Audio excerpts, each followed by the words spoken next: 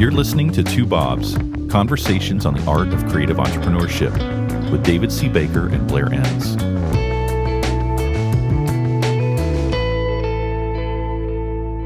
All right, Blair, I don't know exactly how we should start this one, but let me just say, be careful. I don't know what my role is going to be in this one because you're talking about fashion. Nobody thinks of me as the fashion guru. And then you want to start to talk politics. And of course, that always ends well. So I'm just going to throw it to you. I know the title. It's Always Be Anchoring. Yes. Take it away, sir. And then I'm going to go get some coffee. I'll be back in about 25 minutes. And I'll save the crowd from your ranting. Listener, I said to David, I want to start this topic by talking about Donald Trump. 3, 4, 5. Yeah. That sounds smart. I don't want to hear from you, listener, about Donald Trump, pros or cons, because it's not really about his politics. It's about something that he does, and he does very well. And it's helpful to look at what he does through this lens of anchoring. So if I said to you, David, I'm the newly elected leader of a, say, large and prosperous country, and I said to you... Wait, can we just pause there? Let's keep this hypothetical and abstract. Okay.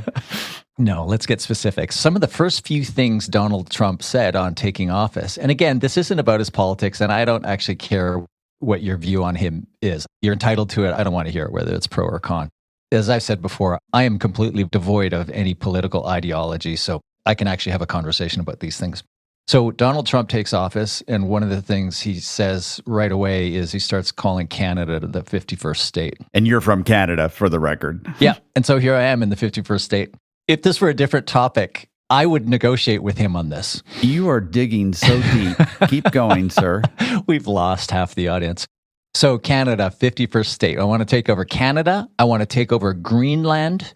And I want to take over the Panama Canal. And everybody loses their shit. And I'm not saying you don't have a right to lose your shit. These are issues of national sovereignty, and they're taken very seriously and have been taken very seriously here in Canada. But I, somebody who knows something a little bit about negotiating, see it for what it is. I'm not saying it's all it is. It could be a whole lot more, because with this president of yours, who knows what's really going through his mind. Yeah. But there's something clear that he is doing. He is anchoring. Just think of it this way. He's a guy who thinks he can negotiate anything. The lens through which he looks at almost every challenge he faces, in my estimation, is this is a negotiation, and I can win any negotiation. I think that's what he thinks. He's doing what is essentially the first rule of negotiating, is he's anchoring. He's moved the Overton window. There are the unsayable things that he says. The idea with the Overton window is something starts out as unspeakable, and then eventually it becomes policy as the window moves around this topic. So he starts out by throwing out an outrageous opening position. And in the end, he's going to settle for something far less than what he anchored against. And he will have succeeded. Again, I don't really know what he wants, but I know he's going to get something on each of those three areas: his relationship with Canada, his relationship with Panama, his relationship with Greenland. And I know some people are such political ideologues, they want to talk about their feelings about what's going on. And I'm not saying your feelings are valid. I want to open with this story because Donald Trump is always anchoring. Yeah. And the title of this podcast is Always Be Anchoring. Always be anchoring. And this is where the fashion comes into play. I can think of various stories. In fact, I'm really excited to talk later about a specific test we did, the two of us did one time. I can think of where it happens in our marriage and so on too. Hey, you and I are not married. Let's just keep that. Oh yeah, I don't mean you and I. Yeah. Oh, in your other marriage. Yeah. Your other marriage, Speaking of which, like last night, because of what's just happened, we decided to watch Conclave. Isn't that a great movie? Yeah, it was. The way it ended surprised me. But anyway, so we're in the bathroom. We're each brushing our teeth. I rinse my mouth out and I say to Julie, hey, do you think I could have ever been elected Pope? And she said, no way. Seriously? You're not Catholic, but go on. Yeah. And then I said, really? Why are you just immediately ruling out? And then she thought for a minute and she said, Well, maybe. They weren't really great people. Married 40 years. Here, you're talking about maybe being president and using high anchoring. You're talking about a real president that does high anchoring, and I'm losing all of my elections, my supposed elections. Yeah. You have a story, I've heard you touch on this before, where somebody did anchoring on you, and you even knew it was happening, and it still worked, right? Yeah. So let me tell that story. And I've written a post about this recently. It's called Anchor High. We'll link to it in the show notes. But first, let me just explain what anchoring is. We've talked about anchoring before, but we haven't done a whole podcast on it. Anchoring, it's also known as anchoring and adjusting. The anchoring effect is the idea that the first piece of information that you're exposed to on a subject, any subject essentially, will ultimately skew your final decision on that subject. The term was coined by Kahneman and Tversky, both of whom are no longer with us. They call it anchoring and adjusting. So Kahneman's book is called Thinking, Fast and Slow, and he talks about system one, form of thinking, and system two. And system one is heuristics. It's shortcuts. We use these heuristics, these rules of thumb, these mental shortcuts to make a quick decision on something. And then if it's a big decision, we embrace or engage system two, which is a slow, deliberate, methodical, often uses mathematics form of thinking that's a form of reasoning. So what Kahneman and Tversky noted is that in most decisions, we use a heuristic first. And so the heuristic might be just the first number we hear in price negotiating. And we start there, and then we adjust away. And what all the research shows is that the cognitive load required for reasoning away from the initial starting point, and the starting point, if somebody else gives it to you, is known as an anchor. It's so much cognitive load that we don't do all of the work that's necessary.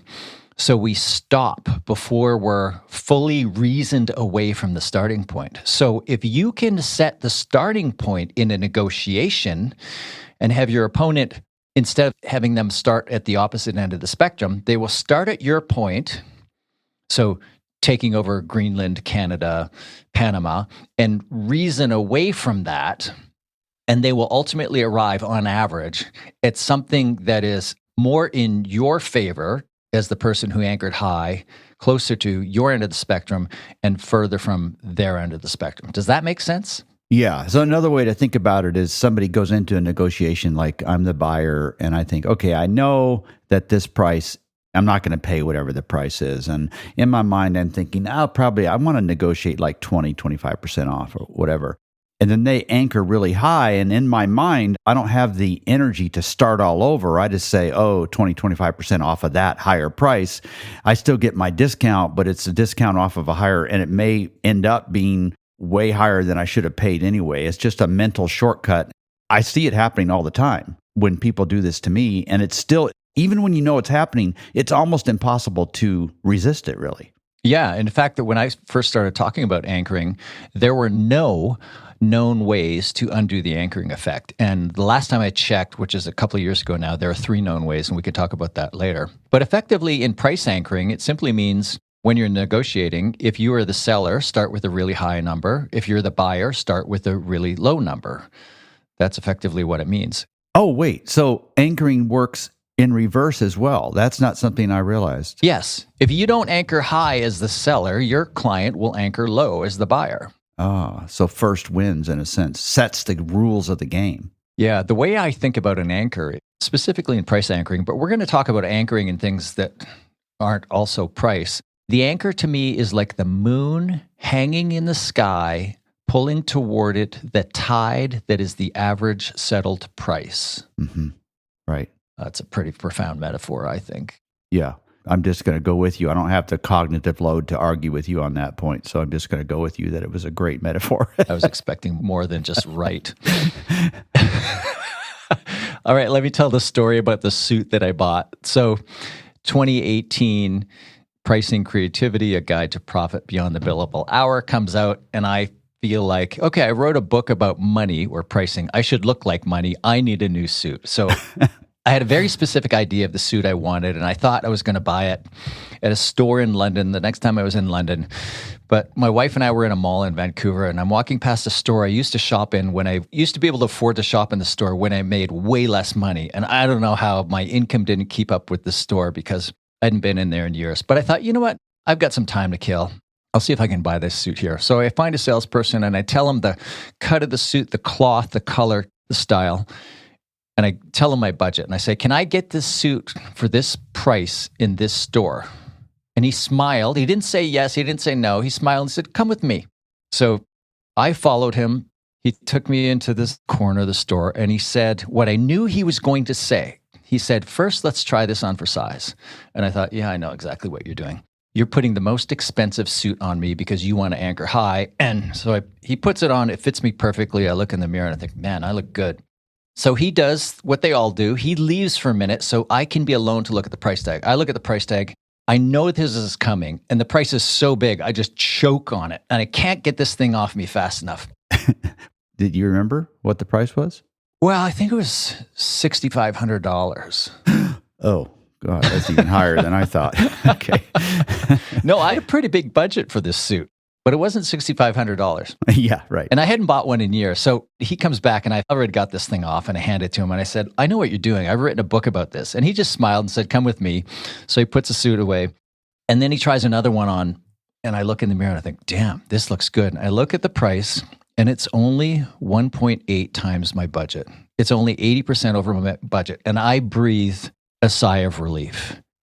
And I think, okay, I'm buying this suit. I'm standing there looking at myself in the mirror. I'm wearing running shoes. He said, do you want to see what the suit looks like with a pair of dress shoes on? And I said, sure. So I give him my size. It was a gray suit. He comes back with gray shoes. And I don't own any gray shoes. And I love shoes. I think shoes are the window to the soul. He puts these shoes on me. And I look in the mirror. I think, damn, I look good. And I said, how much for the shoes? He goes, $1,100. I'm thinking... So this is getting really expensive really quick. In the end, my wife texts me, where are you? I say, I'm buying a suit. And she says, I'll be right there. Like, don't spend money. Did your heart fall when she texted you? Well, I ended this post saying, I still think about those shoes. I didn't buy the shoes. But she comes into the store. She's kind of running towards me. She sees I haven't bought the suit yet. To rescue your family budget. I'm still wearing the suit and the shoes. And she said, oh, you look good. How much? And I give her the combined price with the suit and the shoes.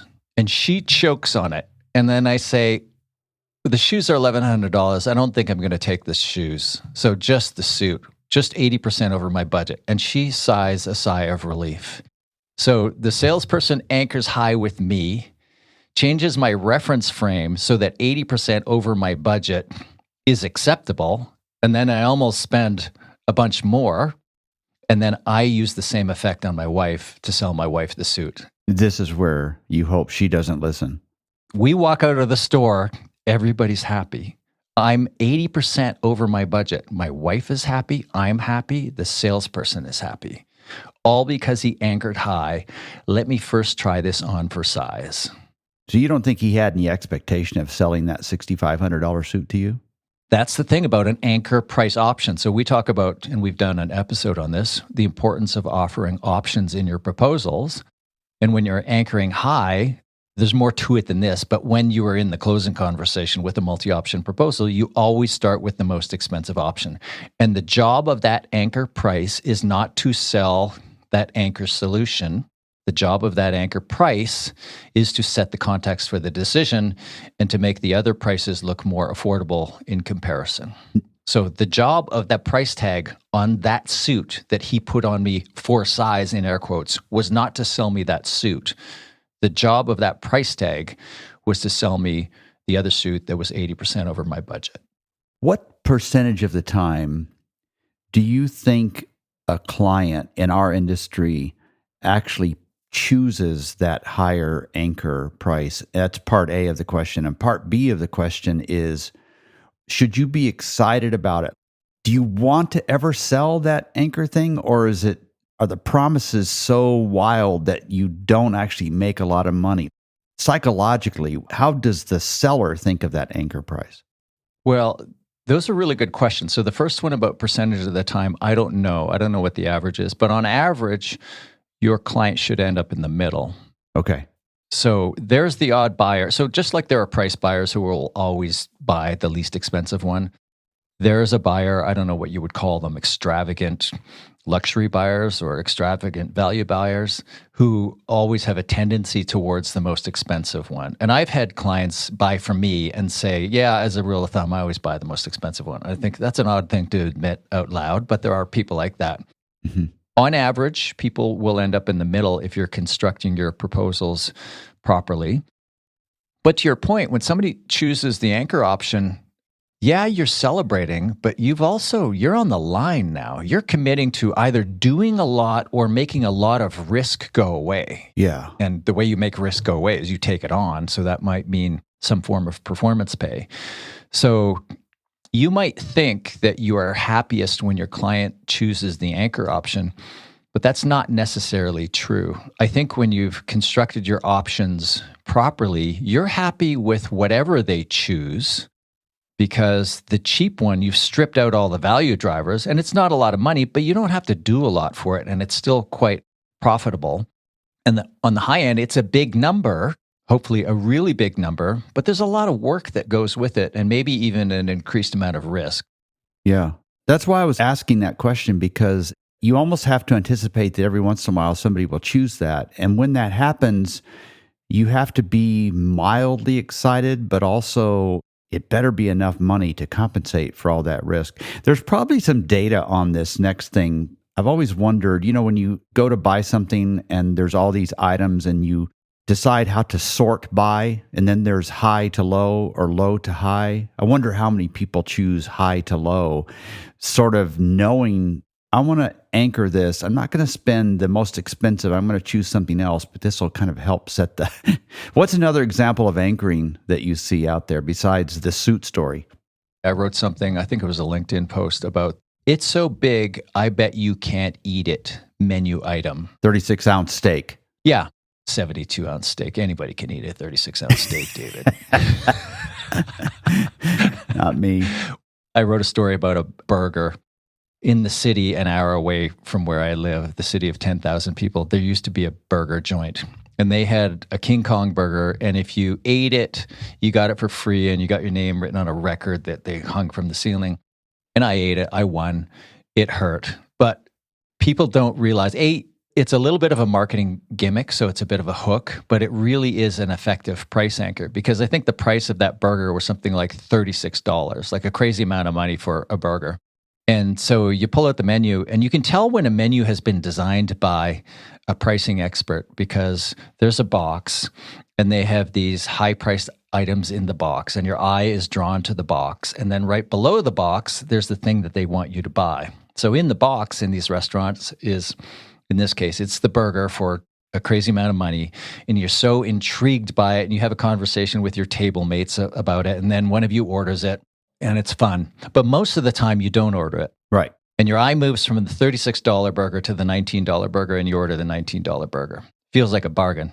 All of this was theoretical to me, honestly, until we used to do this event together, and we had a survey that would go out to people ahead of time. And you suggested, I'm going to talk about anchoring in this thing. Let's illustrate this to people. And so you designed the survey that had a sort of a split A-B response. And I was blown away at how real this became. You want to talk about that a minute? Yeah, so there were 70 people coming to an event we held in Atlanta, Georgia, about 8 or 9 years ago now, maybe 10, I don't know. 70 business owners coming to this event. We emailed them all, and I asked them this question. Thinking of the firms that will be in the room on the day of the event, what's your estimate of the average blended hourly rate? And at the time, nobody knew who else would be in the room. And so the control group mean response was $171 an hour. So the control group was the half of the audience, 35 people, who just got this question. What's your estimate of the average blended hourly rate of the firms that will be in the room on the day of the event? And the mean response was $171 an hour. The anchor group, I asked them the same question, but before I asked them that question, I first anchored high with another question. I said, do you think the average blended hourly rate will be higher or lower than $500 an hour? And everybody answered, I think it will be lower. Then I asked them for their estimate. And the anchor group mean response was $237 an hour. It was 38% higher. So by anchoring with $500 an hour, everybody said, well, it's going to be lower than that. But by using that anchor, I caused them to think about the more sophisticated, more expensive firms that they knew or could imagine. And then when they gave their own estimate, it skewed higher. Yeah. And one of the reasons it did that was because you started with that. So you've got some ideas about how we put price anchoring to work. And that's one of the keys to implementing it, is to throw that anchor out very early, including like when you've got multiple prices, don't leave that to last, and so on. You want to walk through some of these principles to make this work? Yeah, so large numbers first. So price anchoring is basically start with the large numbers first. So what does that mean? It means when you're offering a range, it might be as much as X to Y. Actually start with Y, start with a high end. It might be as much as big number, 2, 3, 4, depending on the variables, 2, 3, 4, and on the low end, low number. Right? And the reason you're pausing, so you're anchoring and then you're pausing and you're waiting for information to come back, that's a whole other topic. Just start with the high number. Don't go low to high, go high to low. It also works, just throw out big numbers that have little to do with the project. Like some of the initial studies on this had to do with people's social insurance numbers. They would ask them the last 2 digits of their social insurance number, and then they would ask them to estimate something. And people who had higher numbers skewed their estimates higher. Wow. So there doesn't have to be a lot of correlation. Obviously, it's helpful when there is some, but even just big numbers. So to that effect, you start anchoring in the value conversation that precedes the closing conversation. You're throwing out big numbers early, even in the value conversation about the value to be created, any other big numbers you can think. Just have a conversation about things in the millions of dollars. So you're throwing out high numbers in the value conversation. It might be as much as really big number. And then in the closing conversation where you're sharing your multiple option proposal, you would reference that conversation you had in the value conversation. And again, throw out those big numbers. I said it might be as much as this on the high end. And then share your options, beginning with the most expensive one. And generally speaking, pricing information after that should just get better. So big numbers early. Early by in the value conversation that precedes the closing conversation. The first numbers you talk about in the closing conversation are big, maybe not quite as high, not quite as big as they were in the value conversation, and then you go through the cheaper options after that. So the numbers, the prices should just get better and better after the anchor. Does that make sense? It does, but I need clarification on one thing, because if I understand this correctly, you're talking about presenting the high anchor largely in the context of a conversation. But when I see written proposals and I see multiple options, I almost always, actually, I can't think of an exception to this, I always see the higher one as the last of the 3. Now, we did an episode before where you made it very clear that the good, better, best thing, that's not just saying, here's the price and then here's a higher price and it should be a different way of working. Like the higher one has more risk, but more reward and so on. Why is it that in printed proposals, the higher one is last and not first? So you're thinking left to right, low on the left, right, high on the right. It doesn't matter. I've experimented with both. It doesn't matter where in the document you put them. Oh, okay. The most important thing is it's the number that you say first. So conversation. Yeah. My suggestion is that you say the anchor price. I've got different ways we can do this, different ways you can engage us at different price points. Let me start with the most elaborate, most expensive option. It's priced at boom, big number. And it's not until you say it's priced at boom, big number. It's not until you say the anchor price that you show anything. So you don't show anything until you've said the big number. Right. Okay. So that clarifies that. And there's all kinds of reasons for doing that we won't necessarily get into here. And this goes way beyond price too, which is a really interesting thought to me. So you could apply this to what sort of things you promise to do in a fulfillment setting, or how much time or whatever, right? And it can work both ways, up and down. Yeah, and here's an example of how creative firms flirt with anchoring, where how they intuit this idea, but I see a common mistake. So I have worked back in my career when I worked for agencies as an employee, I have been in multiple situations where the creative director or the creative department said, all right, Blair, here's 2 different options to present to the client. Here's the safe option that they want. Here's the risky option that we want them to take. And then we've done this other really crazy risky. It's so risky, there's no way they're going to take it. So show them that one too. And so they have this idea that they're framing the decision and moving the safe zone of the decision into the middle. There's a principle I've talked about before known as extremeness aversion, where it says when we're presented with multiple choices, we retreat from the dangers of the extremes to the safety of the middle. I had been in many situations where I'm presenting a throwaway, you might consider it an anchor option. It's the risky creative one that just moves the safe zone for the client. But the mistake that I always made was I showed it last. Mm-hmm. So I would say, here's a safe one, here's a risky one, here's an even riskier one. And the way to do it, if you want to anchor high here, my advice to young Blair would be to say, all right, go in and say, we have 3 different creative executions. Let me start with the most out there, the riskiest one, however you want to frame it. It's the least conventional. It's the most different. Stretches you the most. Yeah. And then present that one and have a conversation about that.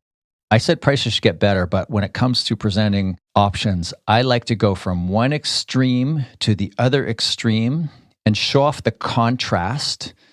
So I would go to the safe version after that, just like I would go to the lowest price option after the anchor one. And there should be some disappointment in this safer option. It's like, it's not as exciting. It's not as risky. It's not as daring, but it's also, it's a little bit boring. And when we're talking about pricing, I said there are dangers at the extremes.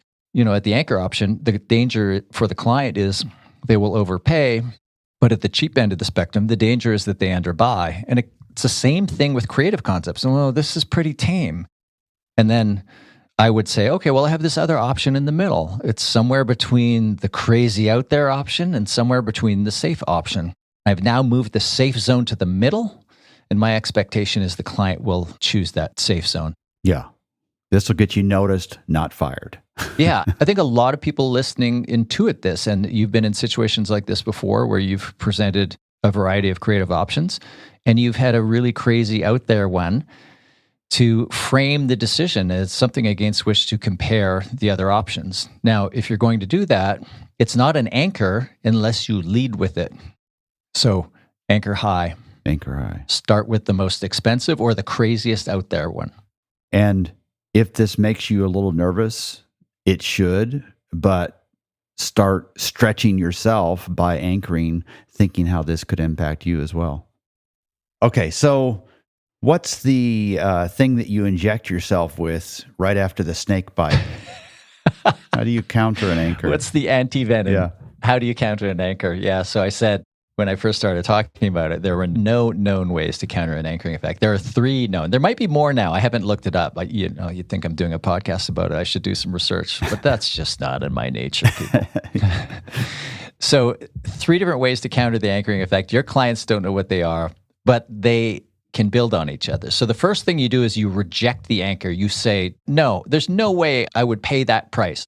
Let's use this for when you are buying something. Somebody anchors high against you. And you use it the other way too when the client anchors low. But let's say you're buying in a negotiation and the seller throws out a really high price. So what you do is you reject it. So instead of countering, you get them to take it back and come back to you with a new number. So you absolutely reject it. And again, these can build on each other. The second thing that's been shown, I don't know if this has been replicated, and I forget who did the initial study. You physically shake your head no. Mm-hmm. So as you're saying, there's no way I would pay that amount of money, you need to take that back and give me something realistic. You are physically shaking your head no. I don't know why that's important, but apparently there's a study that says it works. And then the third one, I forget what the specific, more scientific language is, but my interpretation is you throw a hissy fit. Yeah. You get emotional about it. You get visibly upset over it. Are you crazy? No, that is a ridiculous number, shaking my head. You take that back. Let's get real. Give me a real number. Yeah. Let's reframe this in human terms. Like, let's have a real conversation. That's not even in the ballpark. Stop that. Yeah. Well, I hope people can run with this and just experiment with it. Probably experiment in your marriage first, or your, no, just kidding. Try it with your kids, right? And then try it where money's at stake with your client. But this is great. Thank you, Blair. Thanks, David. Thank you for listening to Two Bobs with David C. Baker and Blair Enns. Read episode notes and transcripts at twobobs.com. That's the number 2, BOBS.com.